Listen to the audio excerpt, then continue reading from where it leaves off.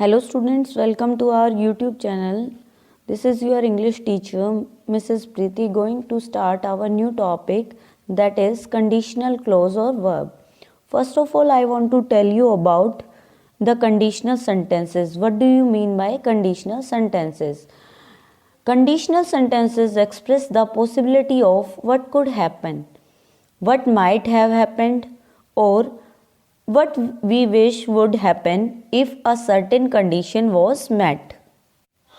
It means कि क्या हो सकता था और क्या हो सकता है और क्या हम चाहते हैं कि होगा अगर सर्टेन कंडीशन मिल जाती है, कोई निश्चित कंडीशन मिल जाती है तो क्या हो सकता है.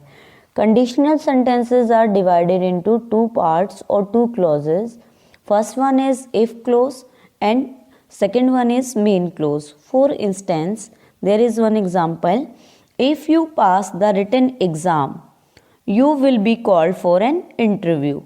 If से start होके written test तक it is called if clause and rest clause is main clause. There are four type of conditional. First one is type 0 or zero conditional. It describes general truth, facts, etc. Both the conditions or clauses take simple present to express the complete thought. It means जो zero conditionals हैं या फिर zero type है वो describe करते हैं general truths को, scientific facts को, और दोनों ही क्लॉजेज में क्या आता है, present tense, simple present tense आता है एक्सप्रेस करने के लिए कंप्लीट थॉट को. फॉर एग्जाम्पल या for instance, if you heat a solid it expends.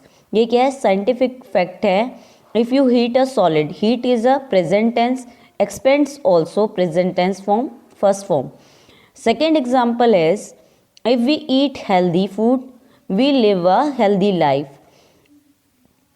Eat is V1 and live is also V1. तो दोनों तरफ क्या है, प्रेजेंट टेंस है. मेन क्लोज में भी और इफ क्लोज में भी प्रेजेंट टेंस है और कंप्लीट थॉट शो कर रहे हैं. सेकेंड वाले जो सेंटेंस है, एग्जाम्पल है, उसमें क्या शो हो रहा है, जनरल ट्रूथ शो रखी है.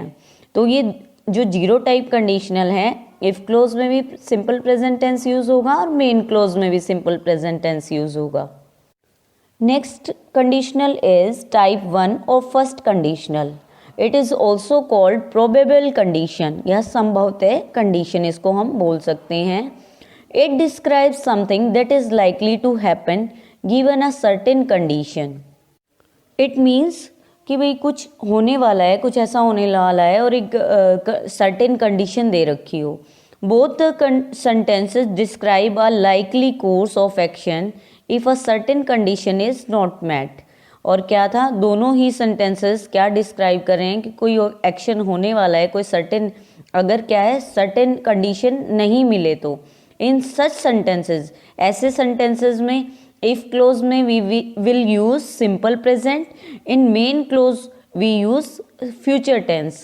It means the main clause can also take a model in place of will. अगर main clause में future की जगह कई बारी क्या यूज हो सकता है, मॉडल भी यूज हो सकता है. For instance, for example, if you agree we can have dinner together. अगर तुम सहमत हो तो हम क्या है, डिनर इकट्ठा ले सकते हैं. यानी प्रोबेबल कंडीशन है, संभवतः कंडीशन है. इफ क्लोज में सिंपल प्रेजेंट यूज हुआ, एग्री फर्स्ट फॉर्म है जो कि सिंपल प्रेजेंट में आती है, और जो मेन क्लोज है उसमें कैन यूज हुआ है और कैन एक मॉडल है. मैंने बताया था फ्यूचर टेंस की जगह हम कैन का भी यूज कर सकते हैं. Next instance is if you work hard. अगर आप मेहनत करो, you will get good marks, तो तुम्हें अच्छे मार्क्स मिलेंगे. तो यू विल क्या है, फ्यूचर टेंस है, और फर्स्ट जो इफ क्लोज है उसमें सिंपल प्रेजेंट का यूज हुआ है. नेक्स्ट टाइप इज टाइप 2 और second conditional.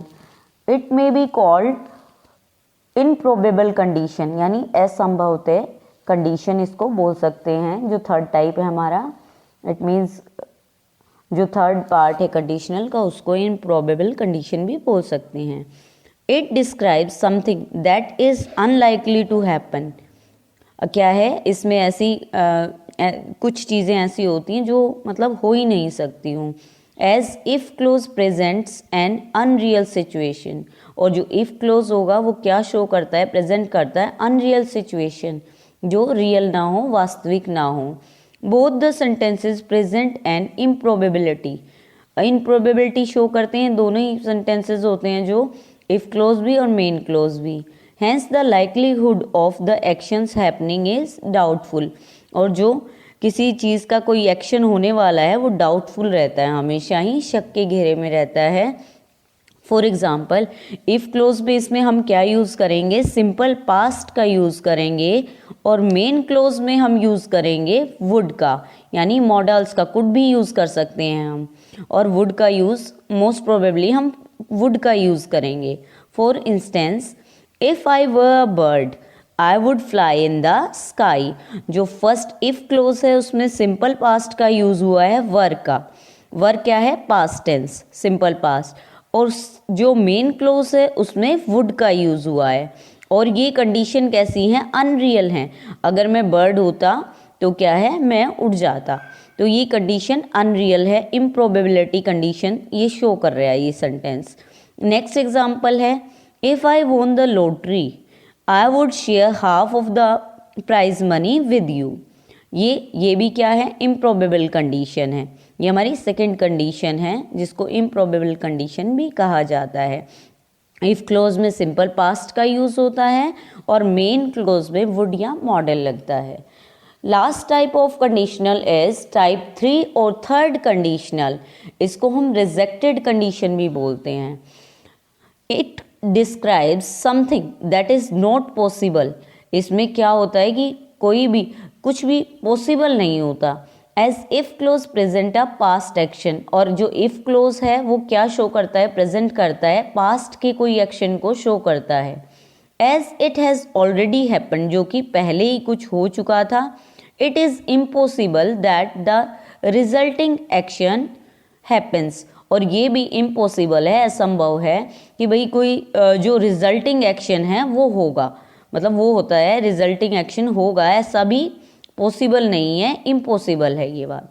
Both the sentences refer to the a time in the past, दोनों ही जो सेंटेंसेस है, इफ क्लोज है और मेन क्लोज है, दोनों में ही टाइम किसका होता है, पास्ट का होता है। The action shown by the clause did not happen, जो एक्शन दिखाया जाता है क्लोज में वो होता नहीं है एक्चुअली।